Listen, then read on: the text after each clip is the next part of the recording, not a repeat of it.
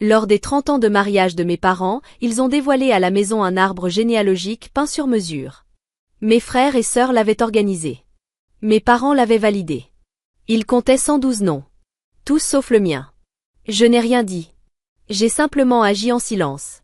3 jours plus tard, une vidéo circulait en ligne, et ma sœur appelait son avocat, affolée. Vous savez ce que ça fait d'être effacé? Ce n'est pas toujours spectaculaire. Parfois, c'est si discret que ça paraît presque poli. Nous étions dans la salle à manger de la maison familiale. Tout le monde avait été rassemblé pour la grande révélation, comme disait mon frère, comme si on allait découvrir une voiture neuve ou le sexe d'un bébé. C'était une fresque. Un immense arbre généalogique peint à la main couvrant tout un mur. Un cadeau des enfants, dont moi, financièrement, mais pas créativement. Ils n'avaient pas voulu mon avis. On gère, m'avait dit ma sœur. Donne juste ton tiers. Alors j'ai payé. Comme toujours. Le rideau est tombé avec effet. La foule a poussé un soupir admiratif. Papa a ri. Maman a essuyé une larme. Ma sœur a presque salué. On a applaudi, parce que c'est ce qu'on fait quand on vous dit que vous assistez à quelque chose d'important. Et c'était impressionnant, je l'admets. L'arbre était gigantesque. Branches majestueuses, calligraphie minutieuse, touches dorées. Il y avait des noms. Énormément de noms. Cousins, cousins issus de germains, conjoints, bébés. Même le chien avait droit à son empreinte de patte. Je reconnaissais presque tout le monde. Pas parce que nous sommes proches, mais parce que j'ai une mémoire excellente. Pratique quand votre personnalité doit être analysée, répétée, corrigée en permanence pour être tolérée. Je souriais. J'applaudissais. Toujours aucun signal d'alerte. Je me suis approchée par curiosité vague. J'ai trouvé ma sœur aînée tout de suite. Son nom en grandes lettres, avec les portraits de son mari et de ses jumeaux. Mon frère cadet figurait de l'autre côté, sous un petit parchemin fier annonçant. Responsable régional des ventes. Il vend des électroménagers. On dirait qu'il a inventé l'électricité. Puis j'ai cherché mon nom. Il n'était pas là. Pas de panique. L'arbre était grand. Peut-être étais-je plus bas. Ou peut-être que l'artiste avait utilisé mon prénom officiel au lieu de mon diminutif. J'ai vérifié méthodiquement, de gauche à droite, de haut en bas. Rien. J'ai regardé du côté des conjoints au cas où. Non. Je ne suis pas mariée. Mais ma cousine Émilie non plus, et elle avait sa propre feuille, avec une petite aquarelle de son chat recueilli. J'ai relu les 112 noms. Chaque personne présente dans la pièce figurait sur ce mur. Sauf moi. Pendant une seconde, j'ai cru être devenue aveugle. Ou rêver. Ou les deux. Je fixais la fresque comme si je pouvais me faire apparaître par la seule force du regard. Rien. La première émotion n'a pas été la colère. Ni la tristesse. C'était la honte. Cette chaleur sous la peau qui vous rend à la fois invisible et exposé, comme si votre braguette était ouverte devant une caméra en direct. Je n'ai pas pleuré. Je n'ai posé aucune question. Je suis allée calmement aux toilettes et j'ai verrouillé la porte. Je n'avais pas besoin d'intimité. J'avais besoin de quelques minutes sans interruption pour admettre ce qui venait de se produire. Assise sur la cuvette fermée, je fixais le carrelage et laissais mon cerveau faire ce qu'il fait le mieux, trier les données. Les faits étaient simples. J'avais aidé à financer une fresque. Une fresque avec plus de 100 personnes. Validée par mon frère, ma sœur, mes parents. Et durant des semaines, peut-être des mois, de préparation, personne n'avait pensé à m'inclure. Ou alors ils y avaient pensé, et décidé de ne pas le faire. C'est ça qui m'a frappé. L'intention. Un oubli ne survit pas à 4 versions, un acompte et un mur entier. Au bout d'un moment, j'ai réalisé que j'étais là depuis presque 30 minutes. Personne n'avait frappé. Personne n'avait envoyé de message. Personne ne s'était aperçu de mon absence. Je me suis passé de l'eau sur le visage, essuyé soigneusement, remis du baume à lèvres, lissé mes cheveux. Quand je suis retournée dans la salle à manger, la fresque était toujours la vedette. On prenait des photos devant, on pointait son nom comme si on avait gagné un prix. Maman se tenait près des boissons. Je me suis approchée en souriant. Tu ne trouves pas qu'il manque quelque chose? Elle a froncé les sourcils. Quelqu'un peut-être? Moi? Elle a cligné des yeux. Une demi-seconde. Oh ça! On pensait juste que ça ne t'intéresserait pas. Tu n'es pas vraiment porté sur ce genre de choses. L'héritage? Tu vois ce que je veux dire. Derrière elle, papa a soufflé. On s'est dit que tu trouverais ça trop sentimental. J'ai hoché la tête une fois. Ils savaient. Ils avaient vu la version finale. Ils l'avaient validée. Et ça leur convenait. Alors je n'ai rien ajouté. Je me suis tournée, j'ai pris la porte d'entrée et je suis partie. Personne ne m'a retenue. Personne ne m'a suivi. Je suis montée dans ma voiture, j'ai démarré. Pas pour rentrer chez moi. Pas encore. J'avais des choses à faire. Des choses discrètes. Précises. Et un dossier parfaitement classé que je n'avais pas ouvert depuis longtemps. Je n'ai rien dit ce soir-là. Mais 3 jours plus tard, il verrait mon nom là où il ne l'attendait pas. Et cette fois, il ne pourrait pas l'effacer. Je suis autiste. Je n'ai pas toujours connu le mot. Mais j'ai toujours su que j'étais quelque chose que les gens ne voulaient pas. Je me voyais comme un appareil défectueux. Normal en apparence. Mais avec, à l'intérieur, un mécanisme qui ne fonctionnait pas comme prévu. Je ne savais pas exactement quelle partie de moi posait problème. Je savais seulement qu'elle faisait lever des sourcils, déclenchait des rires quand je ne plaisantais pas, ou installait un silence comme si j'avais abîmé quelque chose d'invisible. Alors j'ai passé la majeure partie de ma vie à prétendre ne pas être autiste, bien avant même de connaître ce mot. Toute mon enfance a été une longue expérience, apprendre à me fondre parmi les autres. Je viens d'une grande famille élargie. Bruyante. Toujours en représentation. Amatrice de fêtes surprises, de jeux collectifs et de chants en chœur. Tout ce que je redoutais en silence. Nous avions des cousins comme d'autres ont des plantes vertes. Trop pour les compter. Tous entassés dans une seule pièce. Ça aurait dû ressembler à une communauté. Ça n'en avait pas le goût. Dès mes 5 ans, j'ai compris que j'étais différente, mais du mauvais côté de la différence. Et le message venait surtout de chez moi. Un de mes premiers souvenirs, j'ai dit à ma tante que sa nouvelle coupe de cheveux était irrégulière. Je pensais l'aider. Elle m'avait demandé mon avis. J'ai répondu franchement comme on me l'avait appris. Je n'y ai plus pensé, jusqu'à ce que ma mère me prenne à part. Impoli. Gênant. Ingrat. Mon père a ajouté que si je ne développais pas un minimum de tact, je n'aurais jamais d'amis. J'ai été privée de sortie 2 semaines. Pour une coupe de cheveux. 6 mois plus tard, mon frère a dit à la même tante qu'elle ressemblait à un caniche rose. Tout le monde a ri. C'était toujours comme ça. Mes frères et sœurs, Jacques et Élise, étaient les enfants modèles. Sociables. Expressifs. Toujours à l'aise. Élise surtout. Elle pouvait dire ou faire presque n'importe quoi, on trouvait ça charmant. Un jour, j'ai repris exactement une de ces phrases dans une discussion de groupe. On m'a lancé un regard étrange. On m'a dit que j'en faisais trop. C'était vrai. Mais pas comme il l'imaginait. J'essayais juste de comprendre comment exister sans être corrigé, moqué ou ignoré. Jacques aboyait comme un chien quand j'entrais dans une pièce, juste pour voir si je sursautais. Élise imitait ma voix en la rendant aiguë. Techniquement, ce n'est pas exact. Parce que j'avais tendance à corriger les erreurs factuelles. Comme une enfant normale qui tient à la vérité. Mes parents voyaient tout ça. Ils riaient aussi. Avoue, Johanna, tu parles vraiment comme ça. Ce que je n'ai jamais entendu, c'est « Arrête de te moquer de ta sœur ». Alors j'ai essayé de me réparer. Pas parce que j'aimais lire. Pas pour devenir meilleure en relations publiques. Par désespoir. J'ai rempli des étagères entières de livres sur la communication, les codes sociaux, le langage corporel. Des titres comme Comment parler à n'importe qui ou les règles sociales pour les enfants. Je ne les lisais pas. Je les étudiais. Contact visuel, 3 secondes, puis détourner le regard. Sourire en saluant. Hocher la tête. Poser des questions. Ne pas trop parler. Ne pas interrompre. Ne pas corriger. Je m'entraînais devant le miroir. Je m'enregistrais pour vérifier si ma voix sonnait étrange.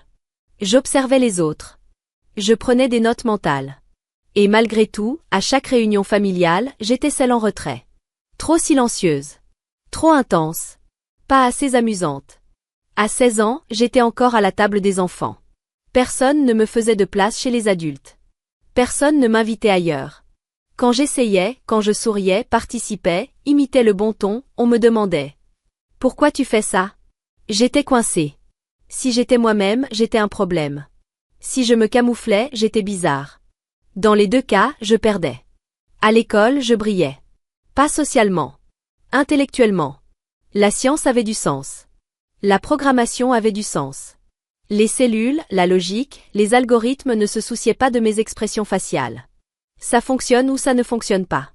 J'ai obtenu une bourse complète à l'université en biologie et en informatique. Puis un doctorat. Aujourd'hui, j'enseigne à temps partiel et je travaille dans la recherche. Je gagne plus que tous les membres de ma famille réunis. Mais on n'en parle jamais. Sauf lorsqu'il faut financer un cadeau collectif. Tu peux mettre un peu plus? Tu réussis si bien. Et je donnais. Toujours. Parce que je pensais que peut-être cette fois ça compterait. J'ai commencé à soupçonner mon autisme vers 25 ans. Je lisais un forum sur l'épuisement social chez les femmes. Message après message, j'avais l'impression qu'on avait copié ma voix intérieure. Des femmes parlaient du camouflage social.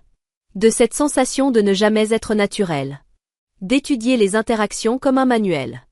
D'être vidée après un simple anniversaire. Je ne me suis pas sentie comprise. Je me suis sentie démasquée. Alors j'ai approfondi. Articles scientifiques. Essais personnels. 3 évaluations en ligne. Score hors norme. Je ne voulais pas supposer. J'ai consulté une spécialiste. Passé des heures d'évaluation. À la fin, j'ai reçu ce que je savais déjà. Un diagnostic officiel, trouble du spectre de l'autisme. Je l'ai annoncé à ma famille. J'ai essayé de les asseoir. Ma mère se levait sans cesse pour remplir sa tasse de thé. Quand j'ai enfin prononcé les mots, elle a ri. Tu n'es pas autiste, Johanna. Ne dis pas de bêtises.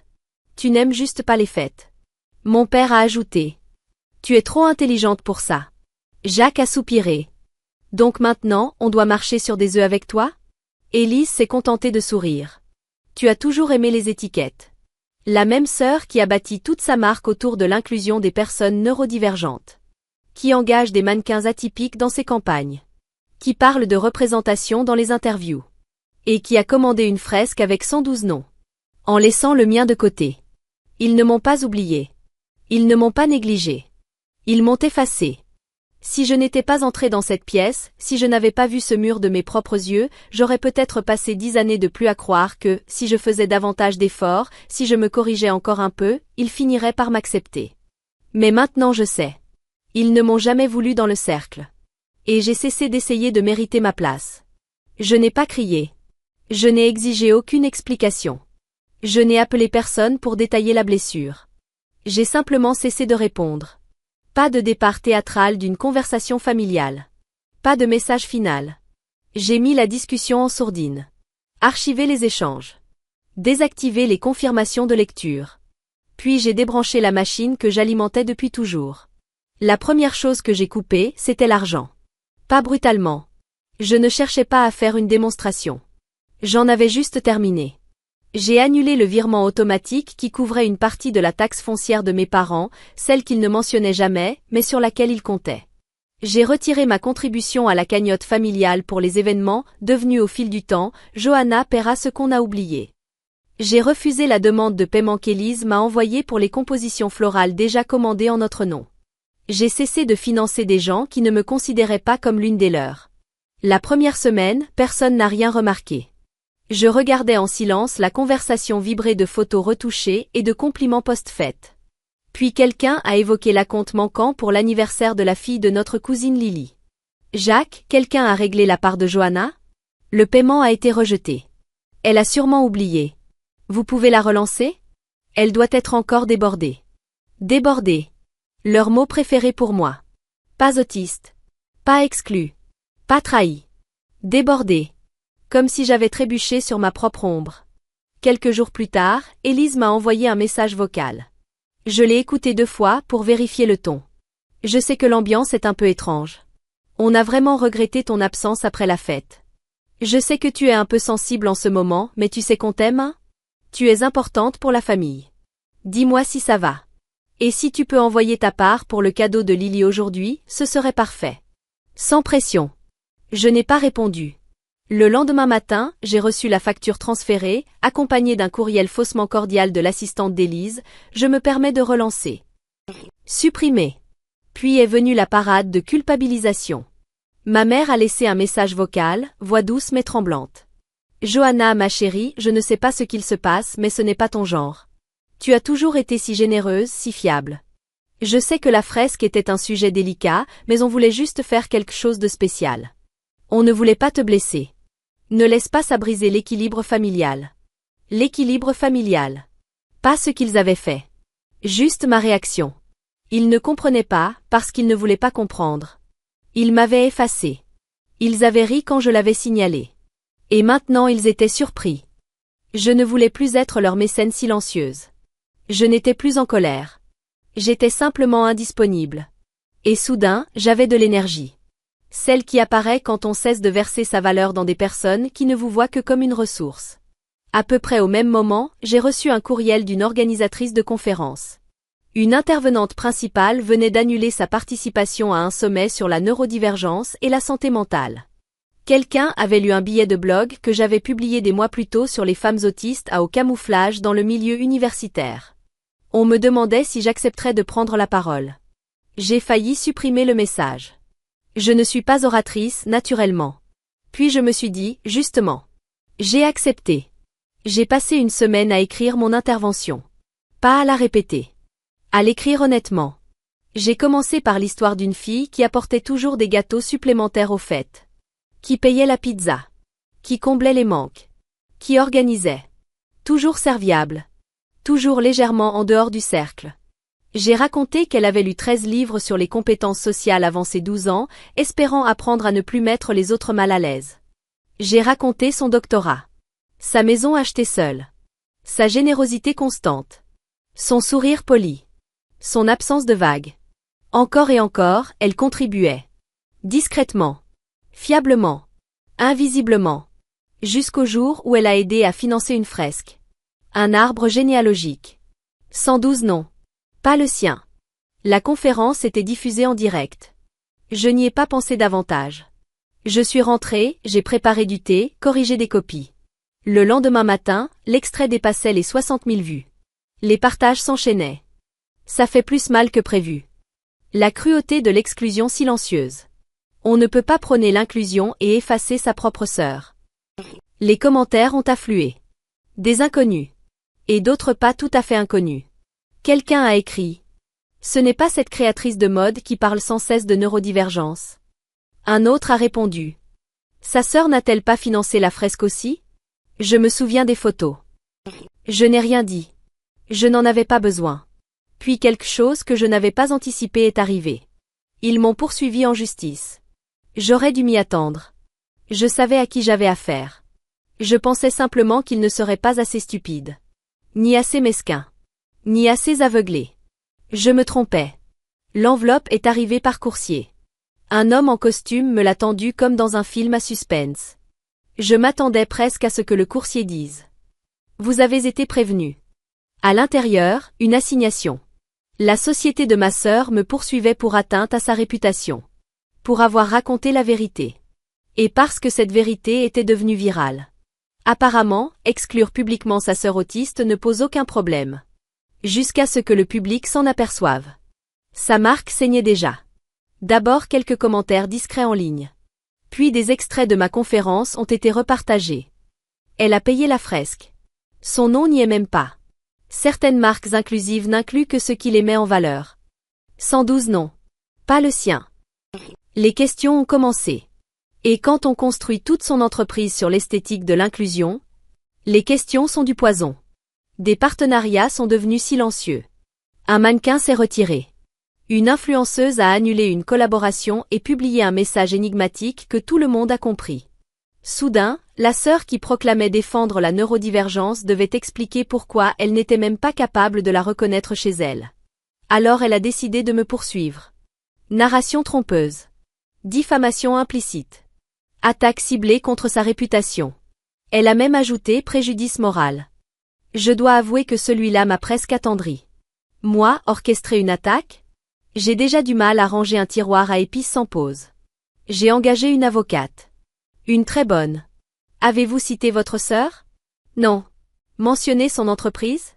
Non. Menti? Non. Elle a souri. Alors allons-y. Nous avons construit le dossier méthodiquement. Preuve du virement bancaire montrant que j'avais payé un tiers de la fresque.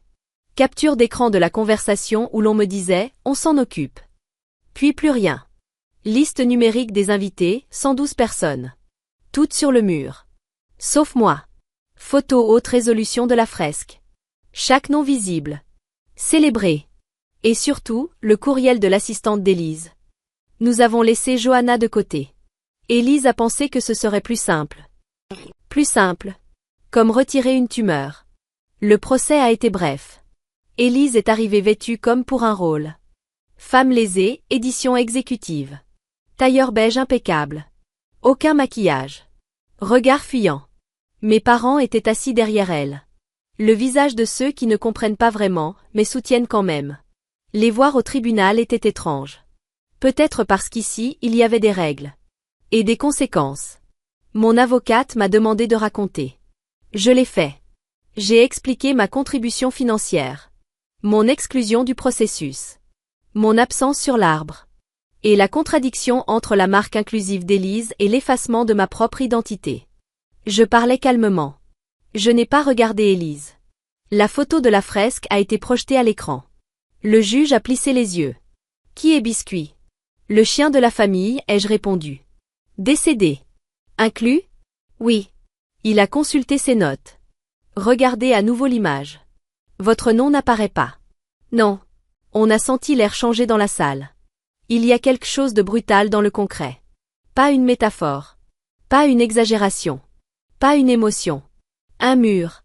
112 noms. Le mien absent. Le chien décédé avait sa place. Pas moi. L'avocat d'Élise a tenté d'argumenter que la fresque était symbolique, qu'elle ne représentait pas nécessairement chaque membre de la famille. Mon avocate a zoomé. Les surnoms. Les dates de mariage. Les bébés. Et même le petit gland doré sous le nom de Jacques, avec l'inscription « Premier propriétaire ». Symbolique? A-t-elle demandé. Ou sélectivement méticuleux? Le jury n'a pas eu besoin de plus. Affaire classée. Élise a été condamnée à payer l'intégralité des frais de justice. Elle ne m'a pas regardé au moment du verdict. Ma mère, si. Son expression n'était ni en colère ni honteuse. Juste vide. Comme quelqu'un face à une machine dont il ne comprend pas le fonctionnement. Comme si elle cherchait un bouton pour revenir en arrière. Mais il n'y avait ni bouton. Ni retour. Il n'y avait que maintenant. Ensuite, tout s'est accéléré. L'entreprise d'Élise a perdu 2 investisseurs majeurs. Puis une ancienne employée a intenté une action en justice. Un mannequin neurodiverge affirmant avoir été maltraité et sous-payé. Élise a publié une longue lettre d'excuses sur fond pastel, promettant d'écouter et d'apprendre. Les réactions négatives ont dépassé les soutiens en moins d'1 heure. En 6 mois, sa marque a disparu. 3 mois plus tard, mes parents ont vendu leur maison discrètement. Je n'étais pas l'unique cause. Mais j'étais la pièce manquante d'un système qui ne fonctionnait que lorsque j'étais trop épuisée pour dire non. Ils ont réduit leur train de vie. Emménagé dans un appartement plus modeste en périphérie.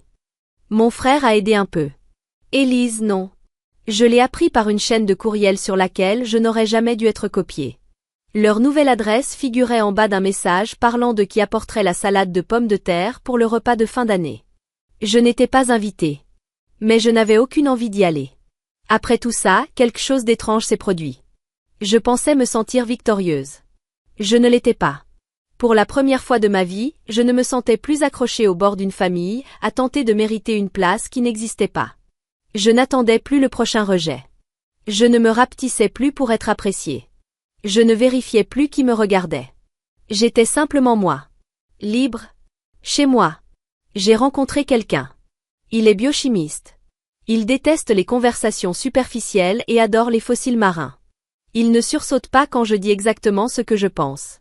Il ne me traite pas de froide parce que je ne force pas les sourires. Il n'essaie pas de me réparer quand je suis submergée. Il demande seulement. Tu préfères du silence ou de la compagnie? Parfois, nous restons assis des heures sans parler. C'est le silence le plus paisible que j'ai jamais connu.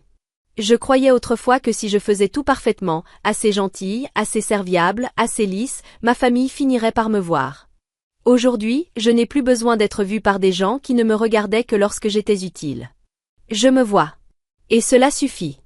Quelques années ont passé. J'ai suivi une vraie thérapie. Pas celle où l'on tente de corriger votre comportement.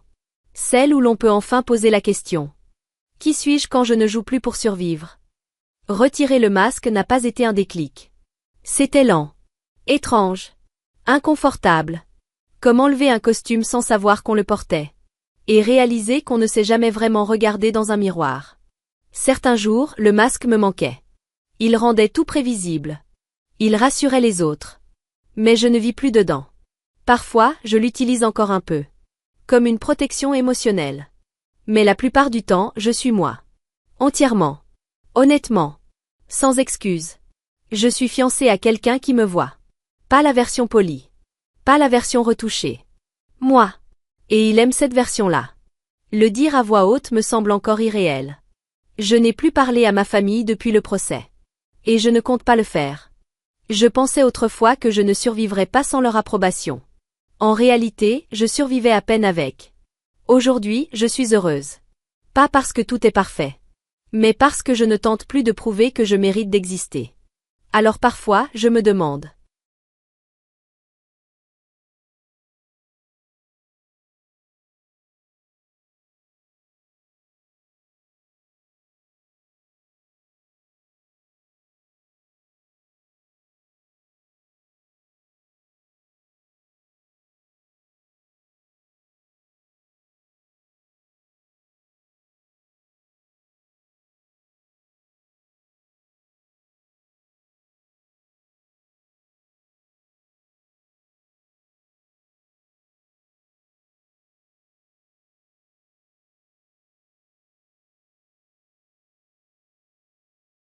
Oh my god, hello.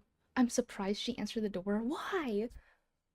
Please don't pop out from under, that'll be creepy. Huh? Wait, I don't understand. What do you mean? We're getting evicted? Yep, it was a noise complaint. Oh fuck. Oh fuck. I need to be quiet. What do I do? I gotta. Um. No, it's okay. She started whispering instantly. Yeah, I have to. No, it was not a pizza guy. The guy was like, this is security. We got a noise complaint. They don't know you're number one in category. Oh my god. They don't know I'm number one. Switch to ASMR category. Guys, we're gonna start doing ASMR instead. This ain't gonna work out. I'm gonna get evicted. How thin are the walls for them to hear you? Actually, they're pretty thin, I think. Which is kind of sad. Oh, but the thing is, it's because I'm also like next to the door. Which kind of bothers me. Why is Jason Lewin playing right now? I can't be happy. I can't. Guys, I have to talk normally. This is so sad. I'm a streamer. This ain't gonna work out. This ain't gonna work out. You aren't even being loud. What the fuck? Yeah, I don't know. Let me hear myself. Hello? Oh, okay, wait. If I talk without my headphones on, hello, hello, hello, hello, hello. Imagine streaming before quit hours. Wait, what is, oh, you mean quiet hours? Ugh, fine. Maybe I just gotta put up sound insulation panels everywhere. I guess so. I think I just, yeah. I either gotta do that, I'll figure something out. Yeah, no headphones. Maybe it's because my headphones are like noise canceling. Need some sound panels. Fuck. Fuck.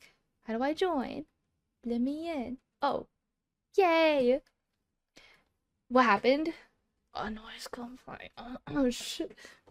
Those foam noise absorber things, but is it even gonna do anything? Because it's not even a room, because like it's like an open, like it's like open. It's, yeah, headphones. The sound panels will just